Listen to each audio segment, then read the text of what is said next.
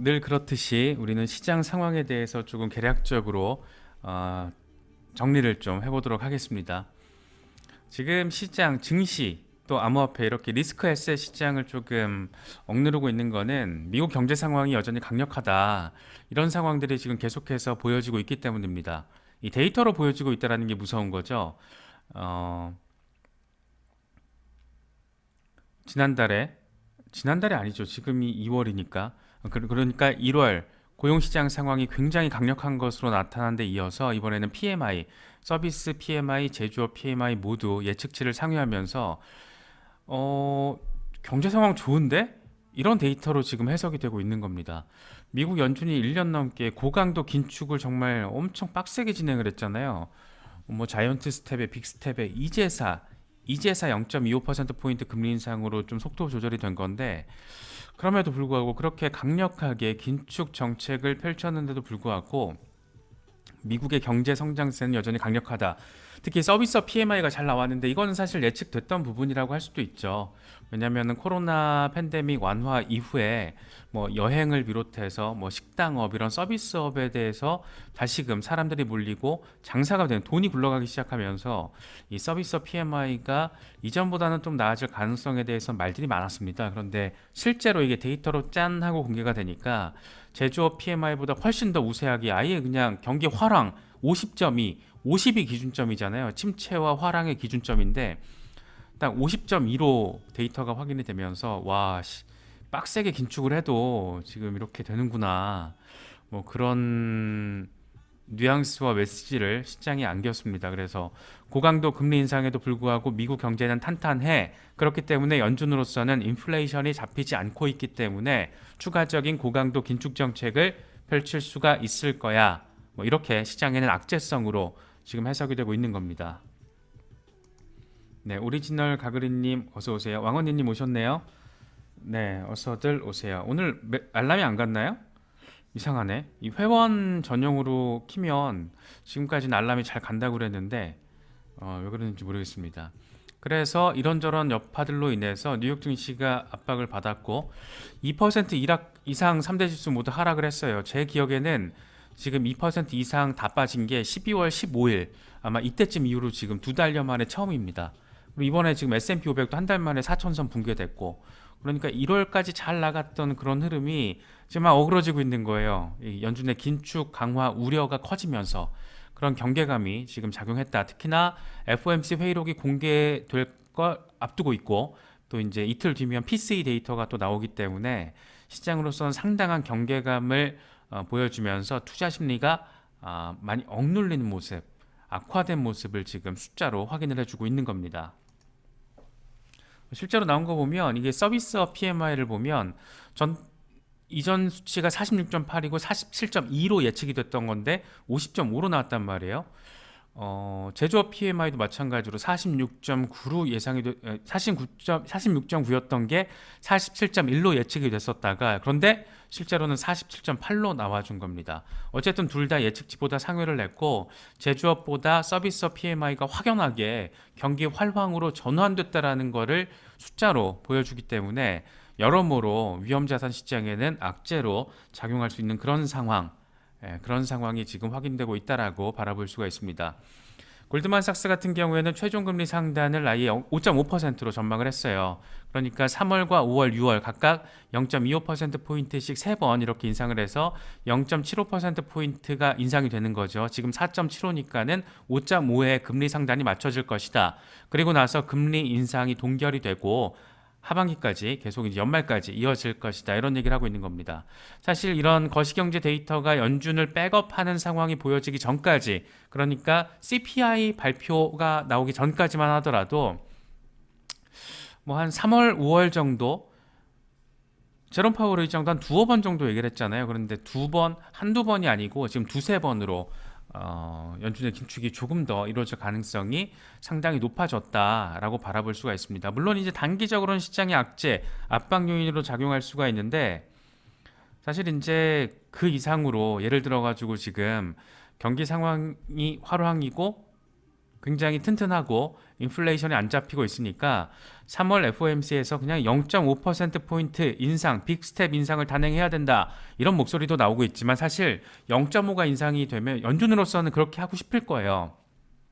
인플레이션을 때려잡아야 되기 때문에. 그런데 이제 막 침체에서 활황으로 이 분위기 전환이 이뤄지고 있는 상황이 확인됐기 때문에 여기서 갑자기 0.5로 때려버리면은 경기 나아지고 있는 개선되고 있는 경기 상황에 또 찬물이 될 수 있어서 아마도 3월에 0.5%포인트 인상은 어렵지 않겠느냐, 이런 말들, 이런 전망들도 지금 월가에서 많이 나오고 있습니다.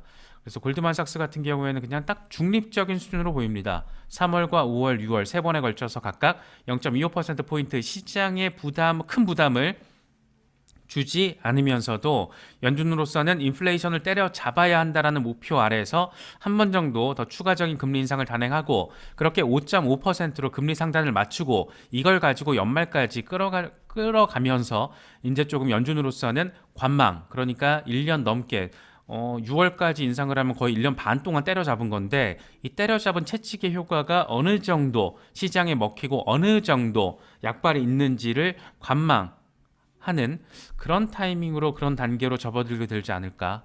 예, 뭐 그렇게 저는 생각을 하고 있습니다.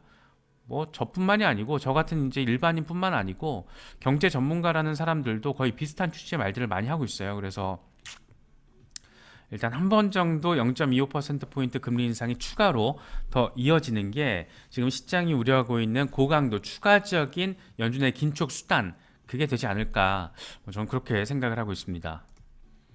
그래서 비트코인 같은 경우에도 참 아쉽습니다. 지금 분위기만 조금 잘 받쳐줬으면은 25,200달러 뚫고 지지까지 잘 받아줬을 분위기였는데 지금 상황에서는 일단 뚫으려는 시도, 200주 이동평균을 뚫고 회복하려는 시도는 계속해서 이어가고 있어요. 이건 상당히 긍정적이죠. 그것도 이 주기를 짧게 만들어가면서 지속적인 이 돌파 테스트를 하고 있다는 거는 어쨌든 긍정적인 상황은 분명합니다. 그래서 이게 지금 딱 분기점이 될 건데 어떤 분기점이냐? 3만 달러까지는 열려있기 때문에 일단 2만 5천 달러, 200주 이동평균 위로만 지지를 잘 받아주면 3만 달러까지 금방 간다, 단기간에. 그게 한 가지 시나리오고, 그런데 여기서 지금 막혀서 2만 4천 달러 깨지고 2만 3천 달러 지지도 어려움을 겪는다라면 단기적으로 2만 1천 달러까지 후퇴할 수도 있다.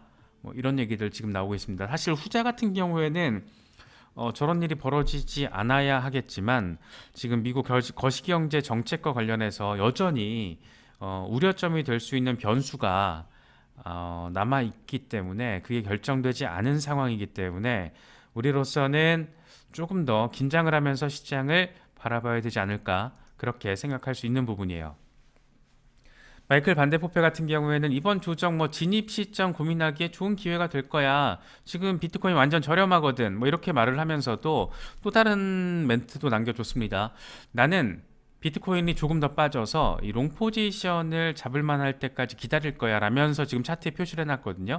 이게 23,300달러 부근이에요. 그러니까 이 양반 보기에는 지금 어쨌든 단기적으로 이 지지라인에서 빠져있는 상황이기 때문에 추가로 여기까지는 열려 있다. 그래서 23,300달러 부근까지 떨어진다라면, 물론 더 빠지면 이제 22,500달러죠. 그런데 여기까지 해서 떨어져서 지지를 받아준다라면 롱잡기에는 괜찮을 것 같아. 왜냐하면 여기가 됐든, 그러니까 23,000달러 라인이 됐든 22,000달러 라인이 됐든 일단 지지 한번 받아주면 바로 위까지 열려있기 때문에 25,000달러 찍고 바로 3만 달러 내지는 31,000달러까지도 기대할 수 있다. 뭐 그런 분석들이 지금 우세하지 않나, 저는 그렇게 생각을 하고 있습니다.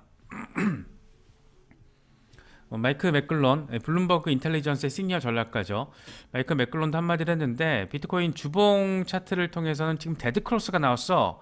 그래서 전술적으로 봤을 때, 그러니까 전략적으로 봤을 때 공매도 접근하는 게 가능하다. 그러니까 지금 단계는 사실 쇼치는 걸로 들어가도 그게 전략적으로, 전술적으로 비춰질 수 있다, 뭐 이런 얘기를 하고 있는 겁니다. 그러니까 차트적인 흐름 자체를 놓고 보면 그렇게 썩 좋지 않다는 얘기 지금 하고 있는 거죠. 그러면서도 비슷한 얘기를 합니다. 25,000달러가 매우 중요한 가격대이고 이 저항대를 비트코인이 뚫어준다라면 그럴 경우에는 코인도 그렇고 주식시장도 그렇고 이 반등세가 나타날 거다. 이게 비트코인이 뚫어줘서 주식시장에 반등이 나온다는 게 아니고 거시경제 환경이 뒷받침해줘야 뒷받침이 돼야 비트코인이 25,000달러를 뚫을 수 있기 때문에 그게 해당된다라면 거시경제 환경이 좋다라는 의미고, 그러니까 연준과 관련해서 뭔가 긍정적인 얘기가 나왔다라는 거죠. 그렇게 되면 당연히 증시도 반등을 할 거니까, 뭐 그런 얘기를 지금 이렇게 섞어서 얘기를 하다 보니까 이게 마치 멘트만 놓고 보면 인과적으로 해석이 될 수 있는데, 저는 그렇게 해석하지 않았습니다. 네, 그래서 그런 부분들 바라보시면 될 것 같고, 캡틴 파이빅 같은 경우에는 앞서 지금 마이크 맥글로는 주간 차트에서 데드 크로스가 나왔다라고 했잖아요. 이 캡틴 파이빅의 경우에는 일간 차트에서 이 골든 크로스가 지금 나왔기 때문에 이건 일간 차트, 그러니까 조금 더 단기적으로는 긍정적인 부분을 바라볼 수 있다, 뭐 이런 얘기를 하고 있어요. 그런데 사실 주간 차트와 일간 차트가 지금 다른 정반대 해석을 보여주는 상황을 우리에게 확인을 시켜줬기 때문에 어떻게 될지는 좀 봐야 될 것 같습니다. 저도 좀 잘 갔으면 좋겠는데 어렵네요. 참 이런 거 보면 판단하기 참 어려운 것 같아요. 캡틴 파이빅이 또 다른 차트에서는 이게 1시간 차트예요. 1시간 차트인데 이 삼각 패턴을 지금 상승 패턴을 만들어가고 있는데, 이 저항 라인이 지금 25,200달러예요. 그래서 이번에 하단 지지를 받아주고 반등을 해서 여길 뚫어주면 단기적으로, 이게 지금 1시간 차트잖아요. 그래서 단기적으로 26,400달러까지는 충분히 갈 수 있다, 뭐 이런 얘기를 지금 하고 있습니다. 크립토 눕 같은 경우에는 여러 가지 데이터들의 상황을 보면 과거에 비트코인이 포물선형 랠리를 벌였을 때와 지금 상황이 똑같다. 똑같다. 그래서 결과적으로는 이제 포물선 랠리가 벌어질 수 있다. 와, 15만 달러까지 표시를 해놨네요. 그래서 이렇게 갔으면 좋겠어요. 근데 이거 지금 월간 차트입니다. 좀 길게 본 거죠. 지금 막 이게 일간으로 봤을 때, 시간으로 봤을 때는 막 엄청 흔들리는 것 같은데, 월간 차트로 봤을 때는 결국에는 이렇게 포물선형으로 나아가게 돼 있어. 이런 얘기를 지금 하고 있습니다.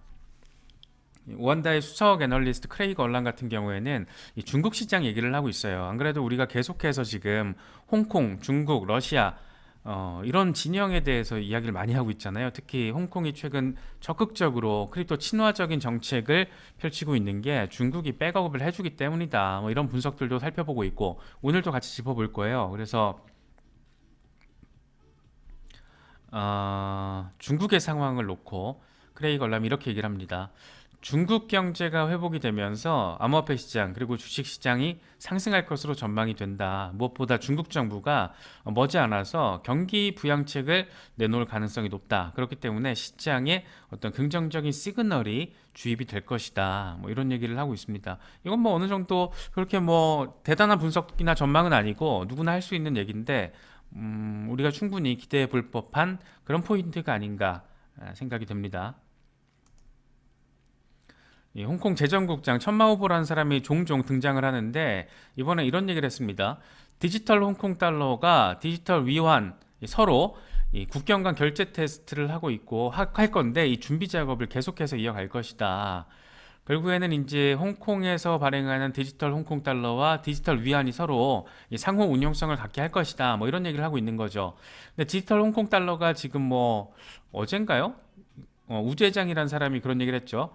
디지털 홍콩 달러가 스테이블 코인 형태로 발행되는 것도 좋은 선택지가 될 수 있다. 그래서 사실 이 멘트 자체만 놓고 보면 중국이라는 전체 중국을 놓고 봤을 때는 어쨌든 중국 공산당은 하나의 중국을 강조하고 있잖아요. 그래서 중국 전체를 놓고 봤을 때는 중국의 CBDC는 디지털 위안 하나, 이걸로 지금 통일을 하려는 의도와 뉘앙스를 일부러 강조한 게 아니냐, 저는 그렇게 해석을 했다라고 말씀을 드렸는데, 홍콩의 재정국장 같은 경우에는 이게 어떤 형태가 될지, 뭐 CBDC를 얘기하는 건지 스테이블 코인 형태를 의미하는 건지 그런 거에 대한 언급은 없이 디지털 홍콩 달러와 디지털 위안이 상호 운용성을 갖게 될 거다라는 의미를 지금 강조를 했습니다.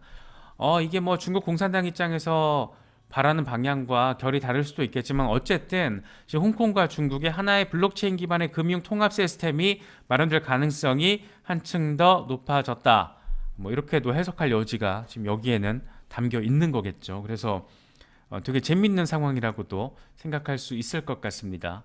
진짜 재밌어요. 지금 홍콩 상황이 증권선물위원회에서는 개인 투자자들이 암호화폐 거래할 수 있게 허용하는 것, 이걸로 본격적으로 논의를 시작했다.